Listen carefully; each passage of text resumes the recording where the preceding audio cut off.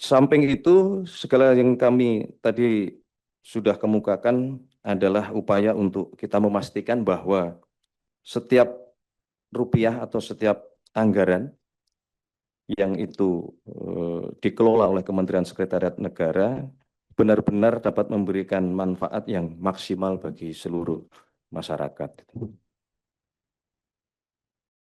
Sebelum kami mengakhiri laporan pertanggungjawaban masalah keuangan, izinkan kami juga menyampaikan beberapa hal pimpinan dan anggota Komisi 13. Yang pertama, kami izin melaporkan bahwa pada tanggal 18 Juni 2026 yang lalu, hari Kamis, kita telah berhasil melakukan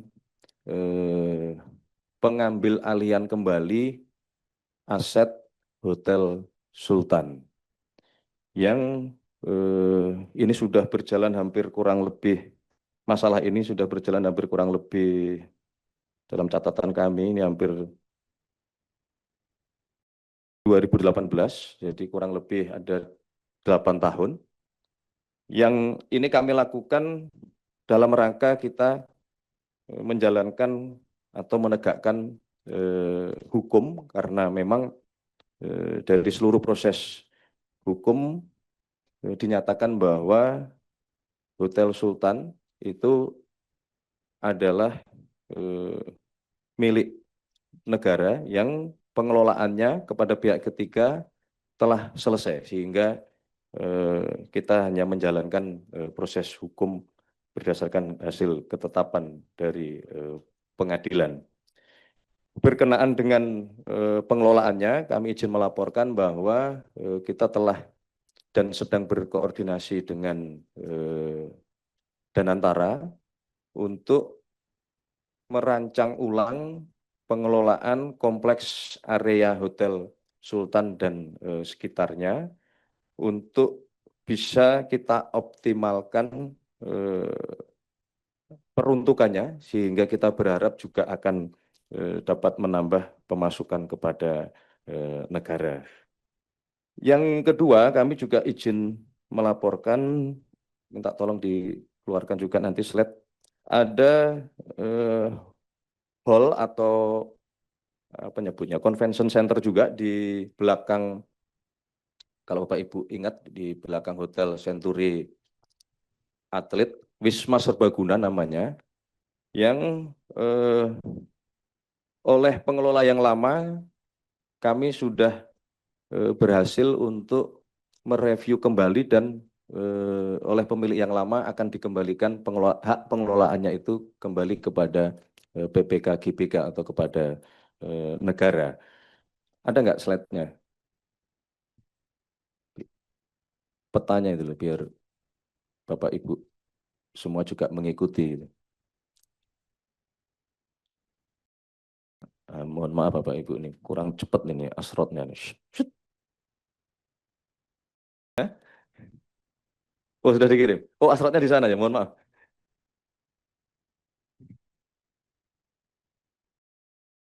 Di sebelah Plaza Senayan. Jadi antara Plaza Senayan dan Hotel Century Atlet itu ada Wisma Serbaguna. Nah, boleh di zoom tuh. Satunya. Ada dua lembar. Satunya lagi, Mbak. Nah, kalau sama tadi yang gambar peta. Nah, ini. Nah, minta tolong di zoom. Ini lokasi Wisma Serbaguna. Tolong di zoom. Ini kita hanya melapor saja nih ke pimpinan dan anggota Komisi 13 itu. Zoom bisa nggak Mbak? Di zoom, Mbak? Oh, bawah-bawahnya ya. Yang bawah. Ya,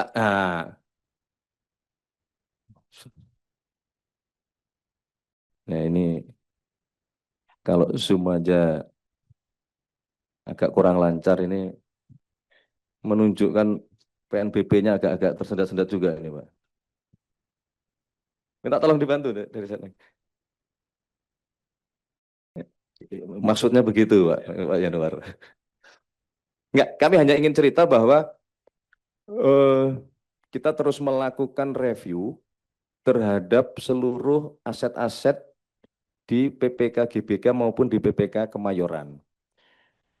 Nah, ini salah satu contoh saja yang kami ingin laporkan bahwa lokasi Wisma Serbaguna ini sudah dan berhasil dikembalikan ke negara sebagaimana seperti kompleks blok berapa 15 ya yang Hotel Sultan dan sekitarnya Bapak Ibu sekalian. Sekarang Art Hotel namanya, Sentro Atlet. Nah, yang sedang dalam proses juga Bapak Ibu di sebelah kirinya, jadi di sebelah atasnya itu ada sebenarnya ada gambarnya beda lagi juga. Itu sedang proses negosiasi untuk juga dikembalikan kepada PBK GBK. Udah nggak apa-apa, lanjut aja. Ya, jangan terlalu lama di situ. Ini hanya sekedar laporan aja, nanti kami minta petunjuk dan saran dari Bapak Ibu anggota Komisi 13. Yang berikutnya kami juga izin melaporkan, minta tolong dibuka slide PPK GBK dong. Hanya untuk memberikan gambaran aja, mohon izin. Yang penggunaan area-area itu loh.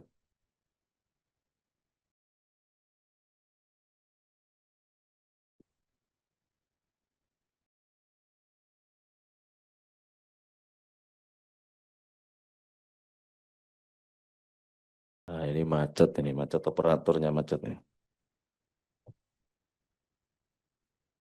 Atau kami lanjutkan dulu ya Pak ya, izin ya. Oke. Eh, Berikutnya nanti kami juga ingin menyampaikan tentang PPK Kemayoran yang ini juga banyak sekali aset-aset yang sudah kami klasterisasi karena mohon maaf Bapak Ibu sekalian izin melaporkan bahwa hampir seluruh kontrak-kontrak kerjasama itu adalah kontrak-kontrak kerjasama yang sudah berjalan sebelum kami mendapatkan amanah sebagai Menteri Sekretaris Negara, sehingga kami eh, satu persatu mencoba mencari dan mereview kontrak-kontrak kerjasama tersebut untuk selanjutnya melakukan renegosiasi supaya mengoptimalkan pemanfaatan dan hasil dari aset tersebut. Nah ini yang nggak bisa di zoom ya. Ah. Nah, kami hanya ingin memberikan gambaran bahwa kawasan GBK itu dibagi menjadi 3 klaster. Yang pertama yang warna hijau itu adalah klaster atau kawasan pemerintahan. Jadi supaya kita eh, memiliki pemahaman yang sama bahwa yang disebut dengan kawasan pemerintahan itu adalah yang sekarang aset tersebut baik tanah maupun gedung dipakai untuk kantor-kantor pemerintahan, termasuk DPR MPR ini, Pak. Termasuk DPR MPR ini. Kemendikbud, Kemendikti Saintek, kemudian Kemenpora, kemudian KLH ini Kemenhut kan ini kan. Ini Manggala Wana Bakti kan ini Kementerian Kehutanan, kemudian TVRI juga bagian dari kawasan pemerintahan. Itu yang warna hijau, Pak. Nah, kalau yang warna kuning adalah kompleks atau kawasan olahraga. Nah, itu berapa persen tuh yang hijau itu 60 hektar ya. Ini kecil sekali itunya. Warnanya nggak kelihatan itu. Kemudian yang warna kuning itu adalah kompleks atau kawasan olahraga. Itu luasnya hampir 53% dari seluruh luas total kawasan GBK. Dan yang terakhir adalah kawasan komersil. Itu sebesar 24% atau 68 itu ya. 68,49 hektar. Itu yang warna merah-merah itu Bapak Ibu sekalian itu. Jadi ini hanya untuk memberikan gambaran bahwa yang bisa kita optimalkan sebagai pendapatan itu adalah kompleks atau kawasan komersil, dan komplek atau kawasan olahraga. Nah, itu saja kalau yang untuk olahraga kita juga mohon maaf kami sampaikan apa adanya bahwa sering oleh karena keberpihakan kita juga banyak memberikan potongan-potongan atau diskon untuk event-event olahraga, terutama yang event resmi dari pemerintah. Nah, jadi kami mohon izin juga melaporkan supaya Bapak Ibu memahami bahwa tidak semua nilai kontrak atau nilai sewa itu bisa kita jalankan secara komersial normal gitu. Karena ada beberapa yang memang peruntukannya untuk kepentingan olahraga kita sehingga ada afirmasi atau ada pengurangan harga baik sewa maupun apa namanya kontribusi kepada PPK GBK. Jelajahi cara baru mendapatkan informasi. Download Metro TV Extend sekarang.